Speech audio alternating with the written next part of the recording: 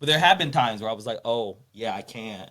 And I won't. And it was a huge opportunity where I was like, ooh, man, this could be a game changer. But what they wanted me to write was not within the boundaries of my integrity. I love that. Yeah. And I think people need to hear that as well, too. This is the John Baptiste goddamn coasters out here. My wife made them. I know. Well, yeah, you know, yeah. All right, here we go.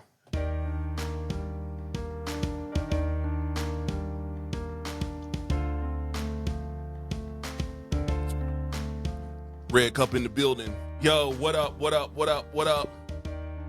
It's another episode of the Poet Up Podcast.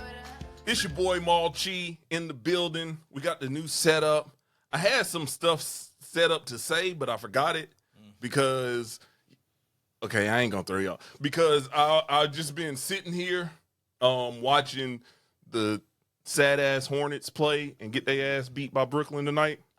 So I forgot everything I was going to say. But anyway, what up, Ward? What's up? This is Jay Ward. Everything that you said just made me forget what I was going to say. I love just like this nigga's mad about it, cuz. Yeah, I think all of our introductions should just be our name followed by the life issues that are plaguing us right now. But my life's perfect. What's up, Blues? All good. Shout out to your Red Cup. We got all these expensive ass, not expensive, these expensive ass glasses, and you got a Red Cup, cuz what's going on? I told you I was, okay, so not only was I watching the Hornets, I was also watching the North Carolina Tar Heels. So it was a drinking night. Why would you do both of those on the same day? I know, well, because one of the two teams are supposed to be good, and neither one of them are. So that requires a Red Cup. So I got the red solo There's cup. a red solo cup of fucking frustration. God damn it. It's your boy Blues, man. You already know what's happening. To my left in the new setup, we have the one, the only, the incredible. You've seen him on Fallon. You've seen him on your final stages. You've seen him on your YouTubes, Instagrams, TikToks, and all that. Say what? The Bachelorette shit too, cuz. All right. King of the cardigan sweaters. Shoe game is top tier. Hey. You already know what it is. You know what's happening on the whether it's on the stage or on the court. No capping. Rudy Francisco. All right, let's go. What's up, Rudy, man? How you doing? Hey, what up, y'all? Thank y'all for having me. I'm excited to be here. Thanks for being here. Yeah, it's no problem. Yeah, that's right. He flew all the way in just for this show. Exactly. Yeah. A budget? Niggas got a yo, yeah. The new setup. Look, the new setup. We got Maker's Mark on the table, man. Y'all already know how we do. So, Rudy, every time we have a show, we always have like a new beverage, if you will, to sip on. And so we heard that you're a Maker's Mark guy. That's what we got, man. I am. I We appreciate got y'all. this complicated ass top. But Okay, while Blues is doing that, so that's Maker's Mark 46. what does this do? Of course, y'all know that Jamal is the connoisseur of the liqueurs. I'll let you get that first. So the Maker's Mark 46, their master blender, this is his number 46 recipe. It's also, so like the regular Maker's Mark, they have their recipe or whatever, but the 46 is finished in, I think it says French oak staves, which is a fancy way to say they finish it in like, the staves are probably like 2-3 feet long that they put in the barrel like after it's finished. Is there like a Maker's Mark 1 if there's 46? No. Oh, that shit's good, cuz. Yeah, I know. Not gonna toast? No, nigga, I just started drinking. Okay. All right, we can toast. Because we've never toasted. Here come Rudy with the new shit. Rudy, let's step up. Rudy's a fucking gentleman. He's a gentleman. Y'all niggas, y'all savages ain't gonna toast? Y'all just gonna start drinking? This is how I can tell that not only is he a gentleman, but he is a well drunken man. Well drunken. I said you need some ice, Rudy, and ice. What is that? Well, nigga, what you heathens. say? Well, in honor of Rudy bringing us some decorum and some finery, here's a toast to the show. The first ever toast. First ever First ever Poet toast. Up toast. Oh, I like shit. it. Clink, clink. Clink, clink, clink, clink, clink, clink. Salud. So Rudy, man, you are on the road. You're traveling. You're in the Carolinas, man. You've done an extensive tour of the Carolinas, all the way from Charlotte down to Fayetteville, and I think you're at Durham at some point. Yeah, Durham tomorrow. How does it feel being on the road as much as you are? Like, people get this idea of touring poet, right? And I think they get this idea when they say I'm on tour, they think Beyonce on tour, and that shit is way different. Oh, yeah. You should think more like comedian on tour. Exactly. Yeah. Brand new comedian on tour. Like, nigga, I'm just trying to figure it out. So, to the people who don't know, man, what is that tour life like, or at least this part of it? Yeah, so it's intense. I have a daughter, so I try not to be gone, for too long at a time. So Right. usually I'm only gone for about 4 to 5 days. So what I usually do is, I try to knock out as many shows as possible within that 4 to 5 days. So it's really like back to back to back to back, and then I'm out of there. So I think sometimes people think about touring as like this really glamorous thing, and I love it. Don't get me wrong. Right. It's really awesome getting to connect with so many people across the country and across the world. But at the end of the day, it's work. It's a lot of really early mornings, a lot of really early flights. It's a lot of late nights. And it's a lot of work. It's a lot of energy. Hitting up a podcast at like after 10:30 at night with a Maker's Mark drink, knowing you got to try to be on the road the next day. It's crazy. Man, and we went from our first early morning recording to our latest late night recording. Listen, we are making history, Black history on the show left and right within days. Yeah. Within days, yeah. So, yeah, our early morning recording. Shout out to Ebony Page. We had what we called, Rudy, was a Duval Mimosa. Okay, Duval Mimosa. what is that? Yeah. Which is Okay. Sutter Home wine, right? Okay. Mixed with a fine Hennessy Interesting. and or Crown Royal. Okay. Yeah, so it was like, think of the whitest white guy you know Gotcha. coming to the hood for breakfast. Gotcha. Okay. He brought poached eggs. Uh-huh. Niggas is frying bacon. And you mix all that up. No, it was an interesting It was taste. interesting. Because I never had it, and I don't think any of us had it. No. I never heard of it. I never heard of We it. hadn't either. heard of it either. And it was smooth. I do believe Ebony made it up. Oh, that's right. Like, That's like she made it up. the like, name is copyright. that- But the way she was talking about it, like she'd been doing it for for years. years, you're right. Fact. For years. Because she came in, was like, y'all got Hennessy? Y'all got wine? We were like, those two things don't go together. First of all, we were recording at 10 in the morning. And yes, also add that part in. So y'all got So while 10 o'clock in the morning. we had the Prosecco and orange juice ready to go. I mean, regular mimosas. regular mimosas. Here she come with no thanks. That's not black enough for me. That is not black enough for me. But it was great. So I for anybody out there, have yourself a Duval mimosa. Yeah. That's wild. Because like mimosas usually have like juice. Yeah, that's the wine. Yeah. Okay. It was Moscato. It was Moscato. It was the Moscato. But actually, the crown is the orange juice. Actually, because she said that the proper proportion is you put as much wine in it as you would normally put Prosecco, right? And then however much orange juice you normally put in it, that's how much Crown or Hennessy you put in it. Yeah. Yeah, it was. Yeah, There's a science to it, baby. If you got shit to do on the next day, I would not recommend. I didn't have one. Right. To be fair, because I opened up a bottle of champagne and I was like, well, Somebody I guess gotta drink somebody got to have already regular. open. Yeah. You can't close it. So, Rudy, man, you tell this story in your sets about how you how you got started in poetry, and we like to ask this of our guests. Do you remember your first poem? The first poem that I performed? Or the first Nah, poem just that the I one wrote? the first poem that you wrote. Oh, yeah. Oh, wait, because now we get to find out what was the poem for, or what was it about? Oh, it was about a girl that. Of There it is. Of course. There it is. There it is. There it I is. feel like that's every man's poem. He's got a girl that he's got a crush on. Right. Michelle Moss. Wow, you remember the name too. Oh yeah, definitely. Yeah. Yo, I feel like Rochelle's out there be like, yo, Have you ever that run across nigga's great Rochelle? because of me. You have, and So- does she know that she was your first crush? No, I don't think she knows. She does now. Yeah, she does. I ran into her at the mall, probably like pre-pandemic, like 2019-ish. Yeah. And I was like, hey, like I have a poem about you. You told her? Yeah, she was Wait like, a minute, what? I have to know I this was being conversation. awkward. You know what I mean? Yeah. Because I wasn't Right. prepared to run into my high school. But she crush. knew you were a poet. Kinda, yeah. I mean, now she does. Yeah, now she does. But yeah, I was like, yeah, I have a poem about you. She was like, what? And I was like, oh, my bad. Never mind. I forgot. My bad. That wasn't. I know. It kind of comes off like, yeah, I mean, I have photos of you. It's not weird. Yeah. It's not like a shrine or anything, but sort of like a shrine. I promise.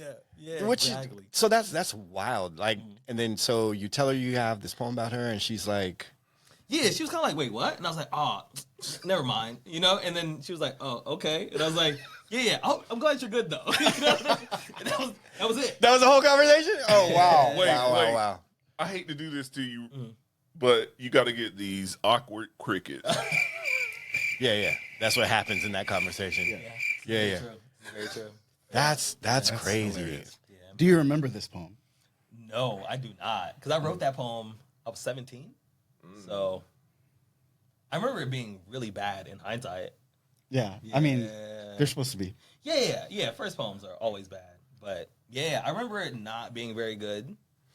But really heartfelt, though, If I I had ever. a lot of heart back then, but not a lot of skills. I think we all had like this great big heart. Like, I'm gonna change the world. yeah. I'm gonna start first by saying everything should be free, and everybody should have free education, and all food should be free. Like, your 17-year-old self is wild with ideas and has not been shattered by the world yet. Yeah, right. That's crazy. But I ran across an old book of poems that I had, and I was like, I need to burn this right now. This cannot get out into the world. But also, I was like, this kid was on fire. It's just, you have this sense of little pride in yourself. You're like, yo, I was really like trying to do that. It sounded really dumb, but you could tell where the heart was coming from. Definitely. Man, that. Yeah, I had found a box of like my really old poems. Bro, I made the mistake of reading through them. Oh, see, that's what I did. And I was embarrassed, like, by myself. You weren't even sharing them with anybody. It was like secondhand embarrassment, but it was also still me, though. Yeah. So you get into your first poem, 17. I imagine you don't necessarily perform that out. Oh no. But what's your first performance? I think I've heard you tell the story, but tell it for our listeners, man. Yeah. So my first performance, I became a resident advisor at my university, and we had to put on programs. And I'm 19. I've never put on a program, so I talked to my resident director. I'm like, hey, so I don't know what to do. So what do you recommend? Right? And he says, well, what do you like to do? I was like, well, I really like poetry. He was like, well, why not host a poetry night for all the students? So I was like, okay, cool, do that. Bunch of the students show up, and then a few of my friends from high school, they also show up. And then afterwards, they were like, hey, like there's this other open mic in North Park, which is like our art district. Right. We should all go. So I'm like, okay, cool. Let's go, right? So we go. And I tell him, I'm like, I'm not trying to get on the mic, because I hadn't performed at this point yet. Right. So I'm not trying to get on the mic, but I'm interested in going. Mm-hmm. So we're there. Host gets up. Host is like, all right, so next on stage, we have Rudy Francisco. And you had not signed up for anything. No, I had not signed up. And I'm like, there's got to be another Rudy. The odds are crazy, but that's the only way this makes sense in my mind. Right? So, Looking around like, oh, another Rudy must mean two sides. All right, let's go. So then my friends are like, we signed you up. I was like, this friendship is over. But they called my name, and I had one poem memorized. I had done this poem where I had seen an episode of HBO Def Poetry, and I forget the poet's name, but he had a poem called "I Want to Write a Poem." Mm-hmm. Right, so I had written a poem called "I Want to Write a Poem" after his poem. Right. So that was the only poem I had memorized, and I got up there, I did it, and to be honest, it was the greatest experience of my life. Wow. Yeah, because I know what I would have done. Right, I would have kept saying, "Oh, I'm gonna perform when I'm ready." Mm-hmm. But the thing about that is that you never know when you're ready if you've never done it. Right. You know, and I think a lot of us we make that excuse for ourselves. Or we're like, "Oh yeah, when I'm ready, I'm gonna do such and such. When I'm ready, I'm gonna do this. When I'm ready, I'm gonna do that." But we never know when we're ready because we've never actually done it. So I kind of got thrusted into the moment, performed, and I was like, "This is something that I want to do for the rest of my life." Wow. Yeah, man. Yeah. It clicked. Definitely. Yeah. Definitely. 'Cause at the time, I was about to start a PhD program in industrial and organizational psychology. And I had went into the program, and I was in the program for about 2.5 years before poetry really took off for me. And I had to make a decision between, staying in this program and, going out on tour. And I chose going on tour. What does an industrial, what'd you say? Industrial / organizational psychology. psychology Yeah. doctor do? So basically, we're training to be organizational consultants. Like Okay. when organizations have issues with like turnover and theft and like lack of productivity, things like that. We all, they hire somebody with the IO degree, a consultant mostly, to come in and sort of like look at their organization the same way that a psychologist would look at someone's mind. Right? You look at the organization, you diagnose what the ailments are, and then you create treatment plans. So you could be doing what Elon Musk is doing Without being racist? without being racist as hell and like super weird and throwing Nazi signs. Essentially, come on. You know what's resonating to me right now? At the show, you told the story about deciding to switch over to full-time and your mom's response to that. Yeah. And your mom's response being like incredibly understanding, but based in her knowledge of who you are as a person. Yeah. That is what I got from you just now when you said that the first poem that you ever performed in front of an audience was somebody calling you up and you weren't expecting to go, but you already had the poem memorized. True. I've never heard anybody tell that story before. Yeah. I've never heard anybody that does their first poem, either they were caught off guard and just had to read it, or they were so nervous that they had to read it. You were prepared for something that you wanted to do, but didn't think you were ready to do, but you were prepared already. Yeah. I think that speaks a lot to like who you are as a person. I'm definitely an over preparer. Yeah. Right? Like, because I had been working on that poem and like memorizing it, and I was saying to myself, why am I memorizing this poem if I don't plan on performing anytime soon? But I was doing it anyways, just because it just felt like what I was supposed to be doing. Yeah.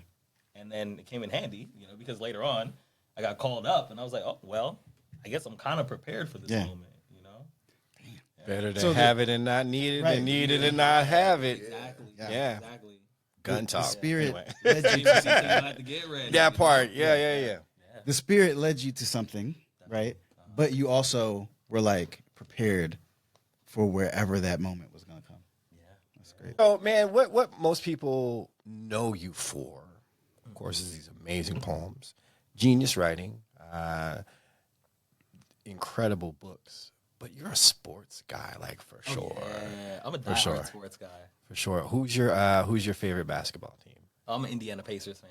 See, no one saw that coming, right? No one saw that coming. It throws people off. It throws people off. Like, like what draws you to the Pacers? Like, what do you remember when you became a Pacers fan, and sort of what moment that happened? Yeah, seeing Reggie Miller play.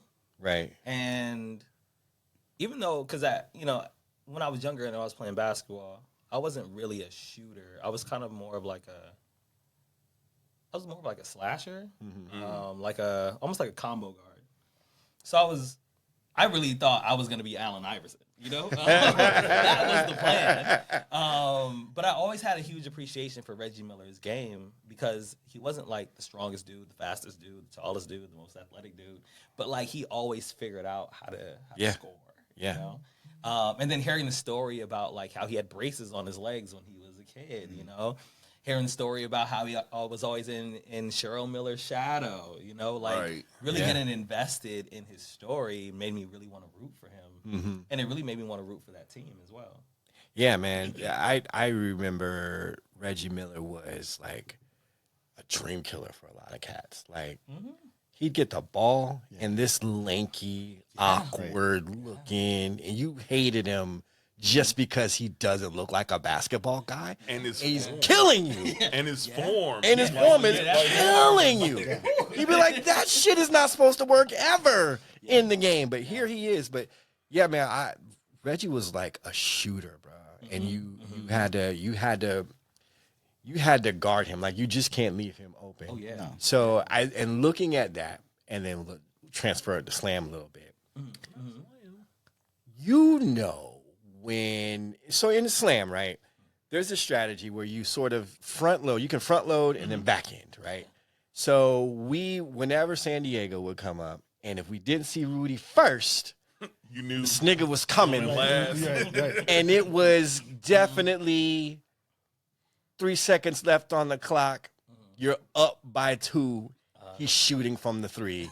Here comes Rudy Francisco to just douse your goddamn dreams, right? But it's such a great thing to see because I always equate slam to sports. It's very because it's competitive. Definitely. And if you know strategy, if you know how things go, and even if you're good at math, you know what a person needs to watch you come up and know your performance and know your work and say, this nigga finna hit a 29-8, and then you hit like a 30, and then a team will win by 1 and like take a whole championship. But it's like that. Like you were like the Reggie Miller of slam sometimes. Like even now, because you have a way that you stand on the mic, and the form is like, how is he killing these people with these words? Like it's a way that you do a thing, which I think is so eloquent in saying like how these two things match up and balance out with sports, and especially you being a sports guy. I think.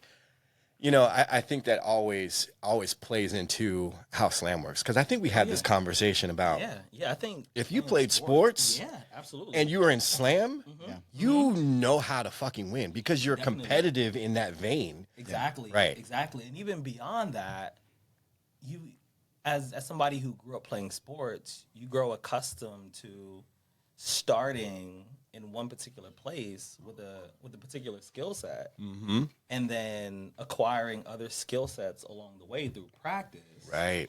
And then getting to the moment where you have to now execute, right? Like that's all in every sport. Like you got to show up, you got to practice, you got to work on the things that you're not very good at, you got to improve the things that you're already good at, right? And then you got to do the repetition about like making sure that you got it down.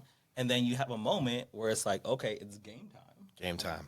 And I think growing up and playing sports, it makes slam a little more comfortable because you're already used to the process. Yeah. Like you show up to practice and you're like, well, I got these poems. And it's like, well, you're going to need better poems, And you're already used to doing the incremental work where it's like, okay, I may not be ready today. I may not be ready tomorrow. I might not be ready next week. I might not be ready next month. Right. But 3 months from now, I'm going to be prepared. Ready. Yeah. And you can see how that incremental change gets you to where you need to be. Yeah. Jay, do your gyms thing. What happened? Where you recap the gyms that Rudy just dropped. Oh, Is that a thing? Jesus Christ. You would think this was our first time doing a podcast. It's not. Usually, Jay Ward is on top of this stuff. I think Jay Ward was just lost in the moment, cuz. I was just learning. Jay Ward was the rookie learning. in the locker room the first time on a professional team, and he's getting some good gems from one of the GOATs, and he's like, I'm just happy to be here. All right, y'all. Nigga, take notes. If we want gems, one, be prepared. Yeah. Be prepared. You don't know what's coming and what opportunities are going to come, but you have a dream and your spirit is telling you something. Be prepared. When that moment comes, it's going to come. 2, if you have a background in sports, draw on it. But if you don't have a background in sports, prepare, practice, put into practice, repeat. And also, like maybe we're adding in those Reggie Miller moments or those Kobe Bryant moments where we are reenacting, right? And we're reenacting hitting the buzzer beater. Yeah. We're reenacting hitting the game-winning touchdown. We're doing that as we practice. We're envisioning it because when we get to the situation where it is required, when we get into the situation where you're called on to be the anchor of this slam to bring it home, you know, you got to get a 29.8 mathematically to beat this team. And it's like, all right, I've been practicing for this. Exactly. This is not unfamiliar to me. Exactly. It's pressure, but pressure's okay because I practice with pressure. Exactly. Yeah. Yeah. Yeah. Is that enough, Jims? Yeah, definitely. See, this is why I fucks with Jay Ward. Because even though he didn't know that he was supposed to be accumulating gems like he's Thanos. Why I feel like you was finna say that shit. Yeah, Thanos was finna pop up in his He accumulated them and then spit them back out for the people to digest. Yeah. Thank you. I appreciate you. Honestly, when you said gyms, because you were just talking about practicing, I really was only picturing GYMS. Yeah, that's what I thought first, gyms. And I was like, damn, YMCA? What the fuck? What are we talking about? Yeah. Running shoe? Man, it's also interesting because like even like when you practice, you also know other people are also practicing. Right? So when you show up, it's like, okay, I practice, you practice. Let's see who practiced better. Who Practiced better. Yo, I think the first time I knew you were a competitive guy, not even the first time, this is exactly when I fucking knew. This would be Oakland, California. Oh. And it was a time when poets were actually doing like outside stuff. So somebody organized a pickup game. Yeah, tournament. Yeah. Tournament. So we're all out in these Oakland streets. We're all wearing whatever we had on, right, as poets to go play ball, except for Rudy. Rudy is dressed like, motherfucker, I'm here to play a game. Like, I wore these clothes specifically for this shit. He was So packing his if you clothes know and saying, Rudy, just in case. If you know Rudy, he's always dressed fashion forward, right? Some cool sneaks, jeans, whatever, da-da-da-da. So to see him on the court, like, geared up, I'm like, oh, okay. These niggas finna ball. Here's me, y'all. I've played soccer since I was like 9, 10. I'm more jockey than I am. I'm more jock more than I am poet, artist, right? So I'm thinking, these poets ain't gonna do shit out here. I just wanna watch these poets play basketball. This nigga here has the ball and is Allen Iverson for sure. I'm like, this nigga Rudy can play. And I'm like, oh, he's balling. And then it was I don't know what happened, but at some point, someone said, check the ball. You said, ball up. Ball. You kept throwing the ball back at him. I was like, and he's mean. He's mean as fuck. He's super competitive. I'm like, this is crazy. But I'm like, I get it now. I get it. So that's when I knew you were like a sports head. I'm like, all right, this nigga can't be trusted on the court. He will break your fucking ankles and then write a very beautiful poem about it. Like just double down on embarrassing your ass. But yeah, man. So it was in that moment that I started to learn to start looking at poets as more than just their poetry in their poet world, right? True. That they're human beings and they have these human experiences and lives that happen in and around this art form. Yeah. Absolutely. So even knowing in that, did you know that you were going to sort of be as big as you are now, aside from like, I did an open mic, I did a couple poems here and there. Did you foresee like this sort of trajectory for what you're doing, as opposed to maybe like playing ball? Like, you said you wanted to be Allen Iverson, but here you are, dreams. Here you are, Rudy Francisco. Yeah, because I stopped growing at about 5, 6 and a half. You know what I mean? It's, you know what I mean? Colleges are not interested. Yeah. And I was good, but I wasn't like D1 good. Like I played against like some D1 guys, and I was like, oh, okay, I should like figure something else out. Let me decide what I want to major in. Right. But yeah, like I didn't imagine myself getting to this point in my poetry career because I didn't even know that this point was possible. Right. Like when I first started doing open mics, I was like, well, I'd like to do features someday at open mics and slams. And I started doing that. And I started doing pretty well, and then it was like, like I wonder what else I could do. And then Shihan, who, became my mentor, he was like, hey, you want to do college shows? And I was like, yeah, and then he started booking me college shows, and I was like, oh wow, like this is amazing. I'm actually like making a living at this point, and then I was like, well, this is cool, but like what else is there? And then after that I was like, oh, like I can just like book venues and like sell tickets. And when I saw that as a possibility, I was like, okay, like let's try it out and see how it goes. And then that's been going really well also. So for me, I'm always surprised that I'm still doing this. Yeah. You know what I mean? Because initially I was like, oh, I don't know. Maybe I'll do this for a couple of years and maybe I'll go back to school. Right. Maybe I'll get a 9 to 5. And I think when you're standing in your purpose, Come on. there are always these new opportunities for you to continue standing in your purpose. Keep saying it. Yeah. So yeah, every year I'm just like, wow, I still get to do this? That's crazy. Because it's always this reminder that this thing isn't supposed to work.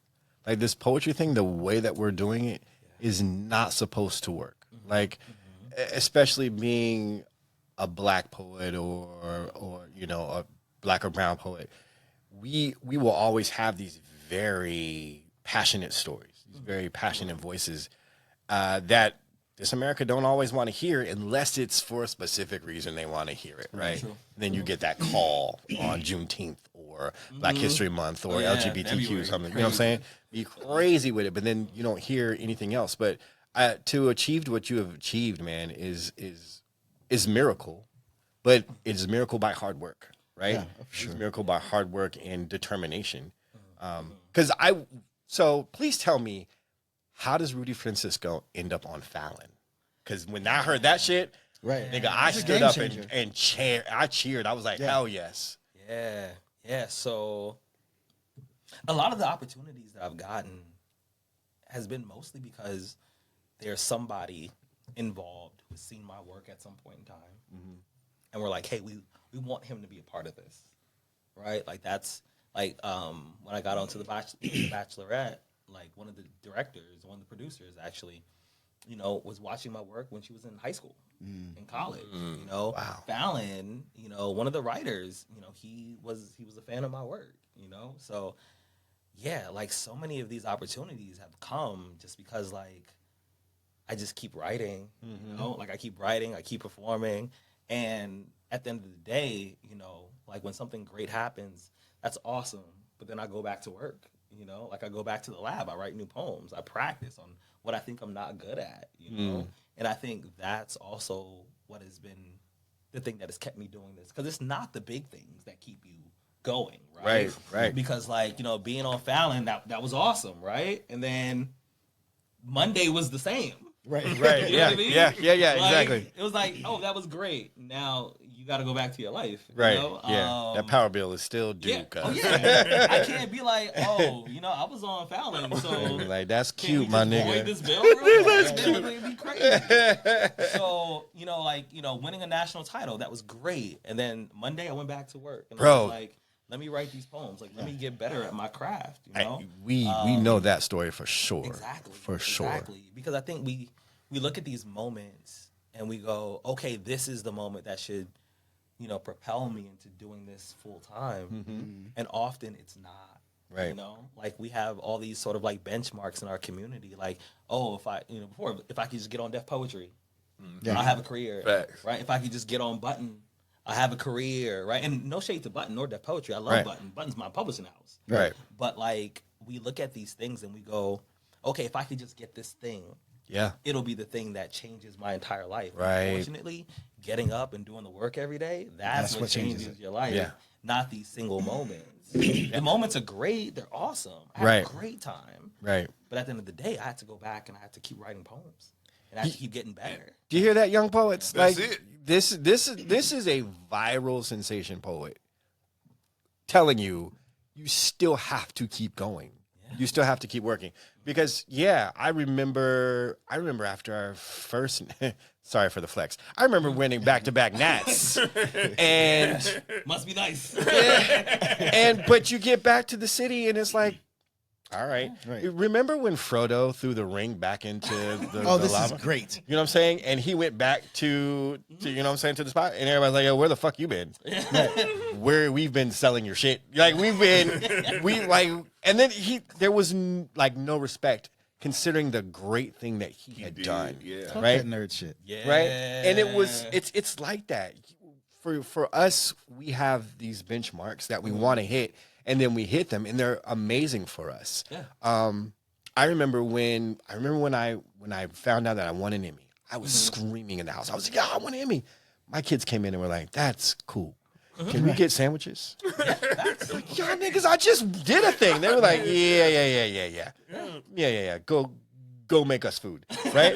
Facts. You have the kid will humble you. Yo, humble you to the point where you're like, yo, I don't really like you like that no more. Like, it's crazy. Like, but it is, you're completely right. Like, we strive to achieve a thing, and when we achieve a thing, that is just sort of another mile marker. You have to keep going. I'm glad you said that, because I think people get this impression that you can get on Fallon, you can hit 1 million views, you can publish 2 books with Button or whatever, and then you're good. You're good, but you're not.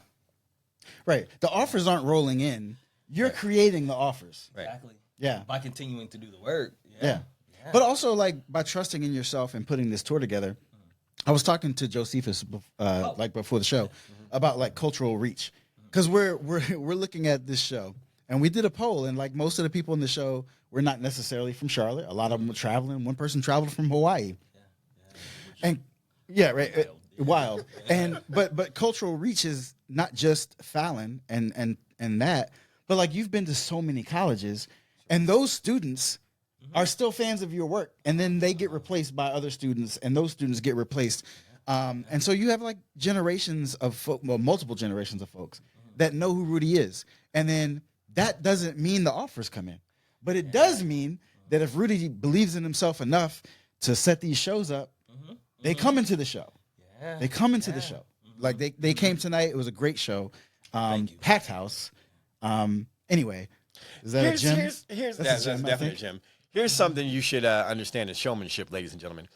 Rudy came in and was like, "Yo, what y'all want to hear?" I thought that was the biggest flex. Y'all motherfuckers want to hear, and they were naming poems by title. Like, want to hear this, want to hear that, want to hear this, want to hear that, and his recall was like 99.9%. Yeah, because you stopped one poem, but you gave enough of it that everybody's like, fuck it, keep going.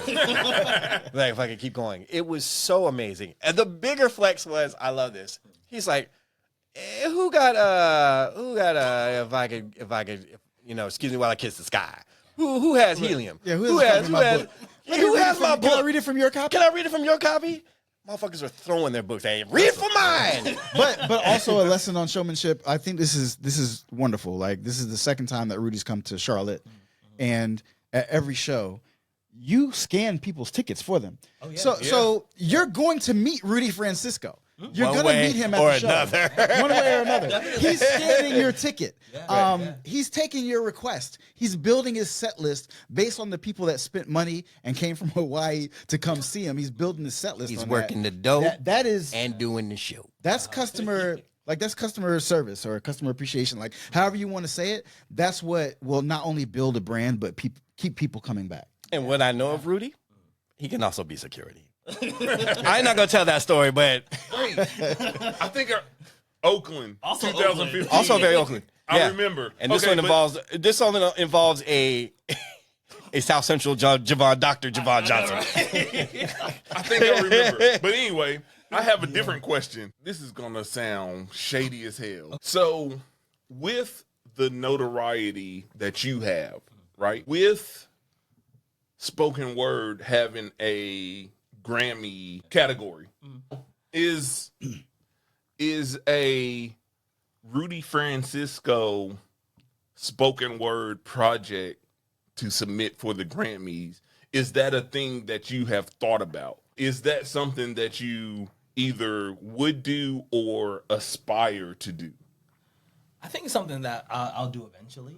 I think it's awesome that we have a spoken word poetry category, because we've had a spoken word category for a while, but then I mean, as you all mentioned, you know, Barack Obama has one, you know, and it's like if it's me and Obama, you know what I mean? Like he's winning, right? I'm still saying fuck Obama.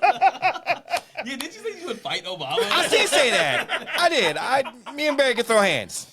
Yo, that's funny. So I think at some point, like I will submit. But for me, it's not something that's like at the forefront of my mind because I'm not like an awards guy, right? Like I think getting awards, you know, is amazing, and I think it does a thing for a lot of people, right? And it's great that something as large as the Grammys has given us a platform, right? But for me, you know, like for me, I'm much more invested in pushing myself.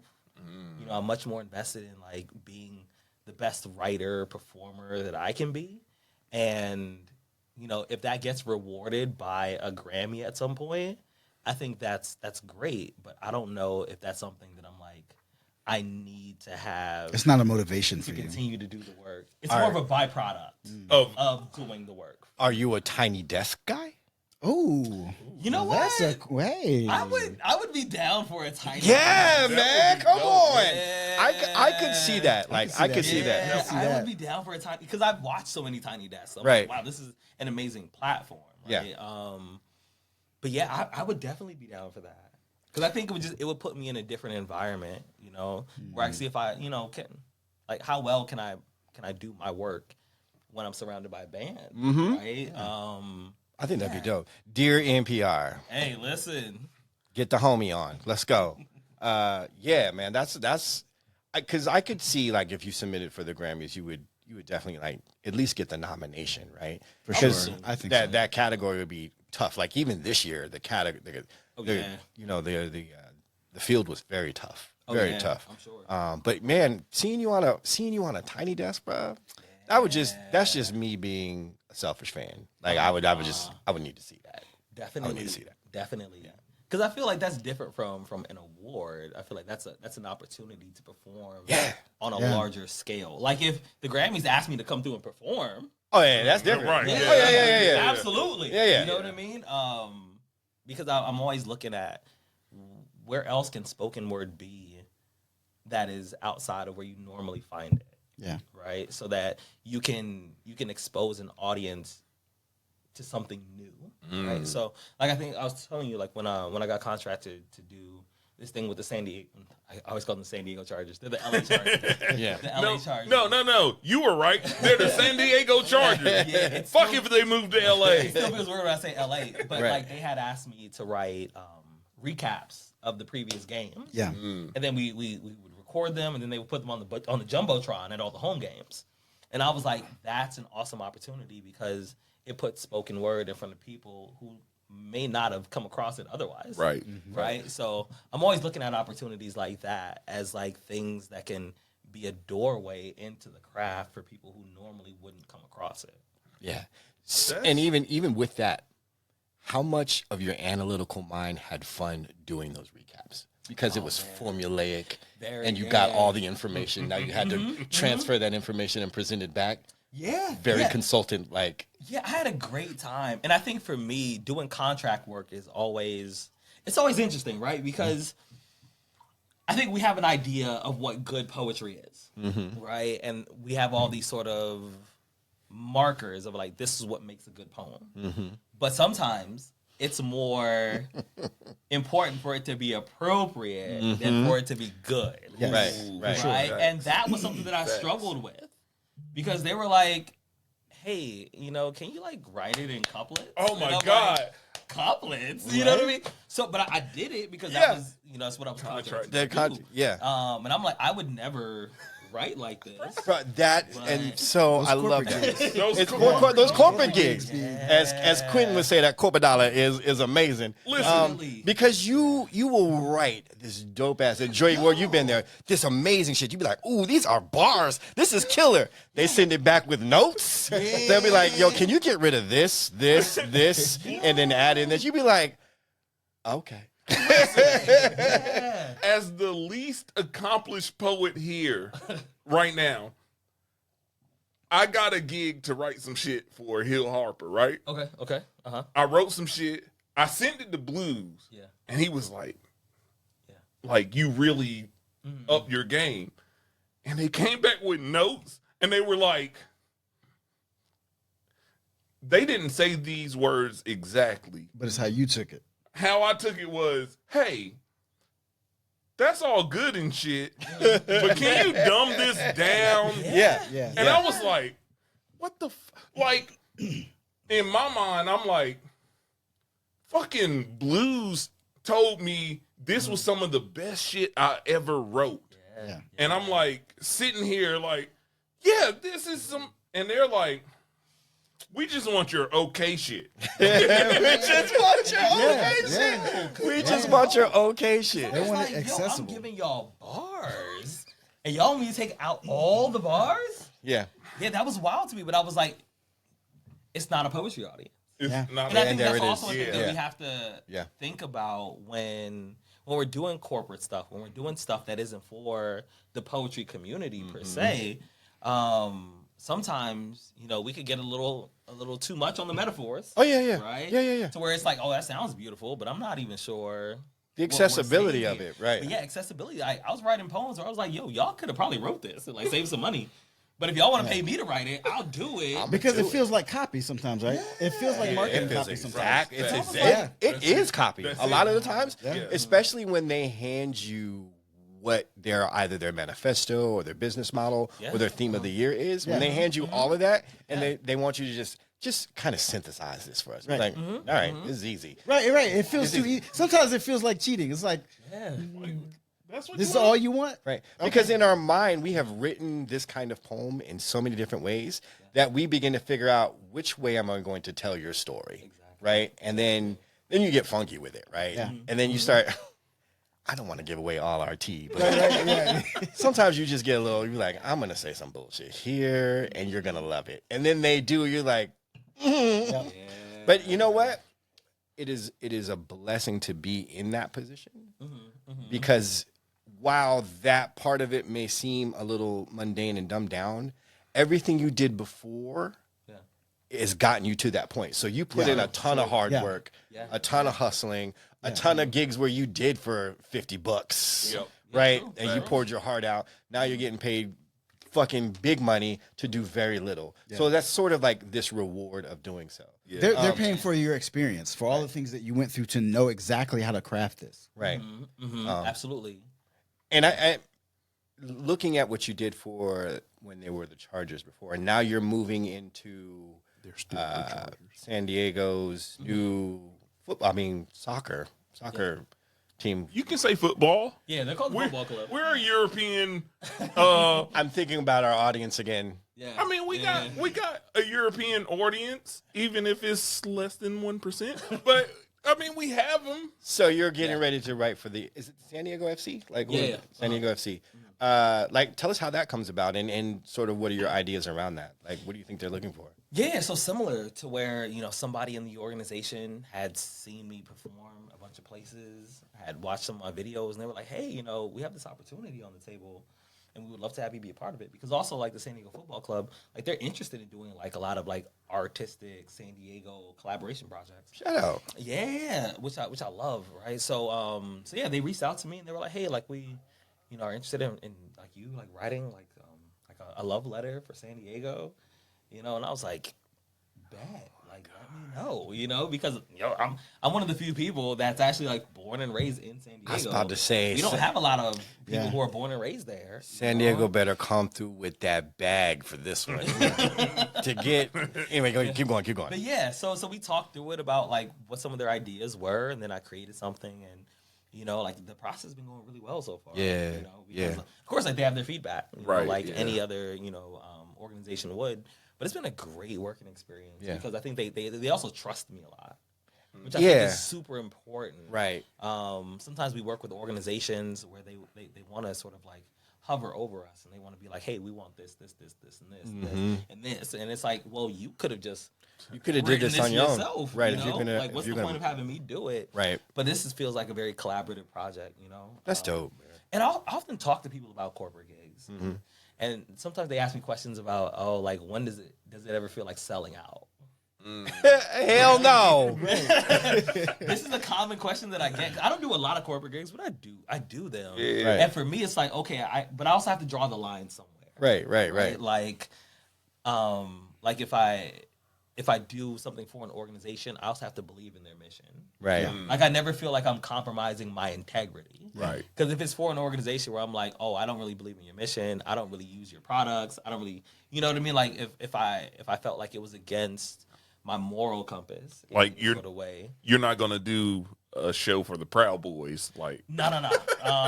Yeah, absolutely not. But you gotta ask yourself, like, what compromises you're willing to make, especially in advance, right? Because it's harder to do it in the moment because there's a dollar sign now associated where you're like, ugh. Yeah. But like when you decide what what compromises you're willing to make and what compromises you're not willing to make. All the opportunities that come, you get to decide whether or not this falls within the range of the compromises that you're willing to make. Right. You know? So for me, like, doing that, when they were like, hey, can you do this? Can you do this? And I was like, absolutely, I can do that. But there have been times where I was like, oh, yeah, I can't. And I won't. And it was a huge opportunity where I was like, ooh, man, this could be a game changer. But what they wanted me to write was not within the boundaries of my integrity. I love that. Yeah. And I think people need to hear that as well, too, because I always say there's no reason to be a starving artist in this day and time. True. Right. Especially if you have a talent and opportunities that arise. Don't be afraid to say no to some stuff because if that opportunity has come once, 3 more are probably like right around the corner. And they may not be as big as that one, but it's 3 more, right? and all money ain't good money. All money ain't good money. Yeah. Especially in this social media world that we live in. Because that shit follows you at some point. Right. It does. Like when you think no one's gonna know. I think this. Like, this you? Like, yo, my nigga, this you? Yeah. I see you at that Target DEI situation. Be like, I'm just trying to get him back. Nah, cuz we said we wasn't going in there, and you went right in there and did that poem. So we're going to take a break, and we will be right back with episode 2 of our conversation with Rudy Francisco. You don't want to miss that. In the meantime, stay up, be sharp. We'll talk to you. And this has been the Poet Up Podcast. Check us out on YouTube. Subscribe to the YouTube page. Shout outs to Maker's Mark 46. What up, Maker's Mark? Send more. Yeah. Shout out to Rudy Francisco. Shout out to Rudy. Y'all know what it is. His people. And we out. Poet up, poet up.